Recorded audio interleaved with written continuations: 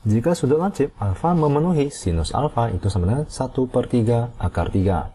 Mari kita gambarkan sudut lancip tersebut. Nah, misalkan ini merupakan bidang kartesian.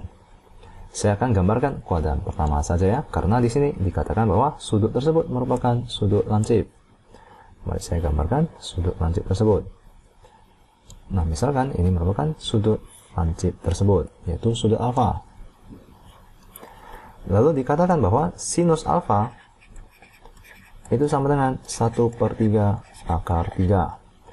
Nah, maka pertanyaannya adalah tangen dari setengah pi radian dikurangkan dengan alfa ditambahkan dengan 3 kosinus alfa itu sama dengan berapa?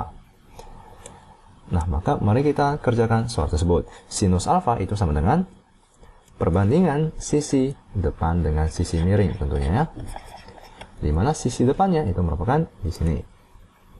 Ini merupakan sisi depan dari sudut tersebut, di mana itu adalah 1/3 akar 3. Lalu sisi miringnya tentunya adalah 1 ya.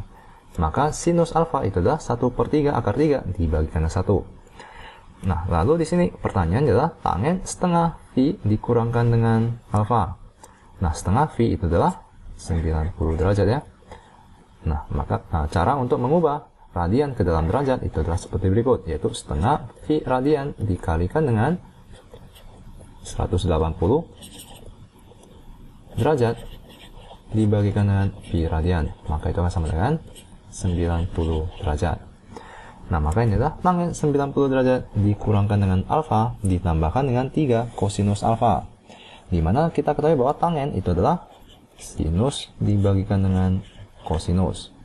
Dengan sudut 90 derajat dikurangkan dengan alfa dibagikan dengan kosinus 90 derajat dikurangkan dengan alfa ditambahkan dengan 3 kosinus alfa.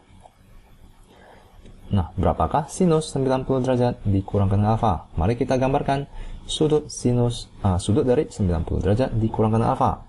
Di mana sudut tersebut adalah di sini ya. Ini merupakan 90 derajat, maka di sini merupakan alfa. Di mana sudut dari 90 derajat dikurangkan dengan alfa adalah sebesar ini. Nah, maka sinus 90 derajat dikurangkan dengan alfa itu adalah tentu saja adalah sepanjang ini. Adalah sisi depan dibagikan dengan sisi miring. Nah, jika kalian perhatikan, sisi depan ini panjangnya akan sama dengan sisi samping dari sudut alfa ya, panjangnya akan sama dengan di sini. Nah, maka kita bisa sebutkan bahwa sinus 90 derajat dikurangkan dengan alfa itu adalah kosinus dari alfa. Kosinus dari alfa. Karena sama dengan sisi samping dari sudut alfa ini. Lalu kita bagikan dengan kosinus 90 derajat dikurangkan dengan alfa. Di mana kosinus itu adalah sisi samping dibagikan dengan sisi miring. Jika kalian perhatikan, sisi samping ini panjangnya akan sama dengan sisi depan sudut alfa.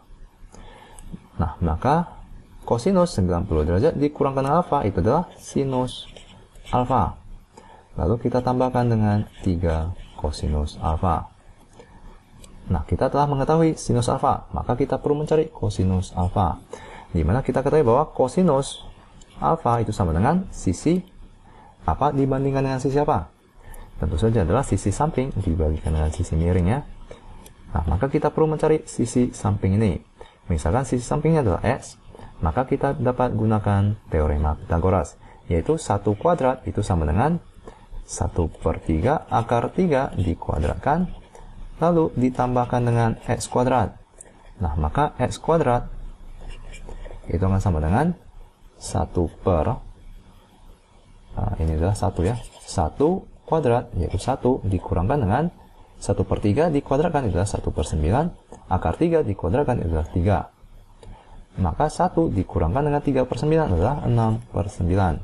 Lalu mari kita akarkan. X itu akan sama dengan akar 6 1/3, 1/3 akar 6. Ini adalah panjang sisi X. Dengan demikian kita telah dapat menemukan kosinus alfa, yaitu sisi samping 1/3 akar 6 dibagikan dengan 1. Maka ini merupakan kosinus alfa.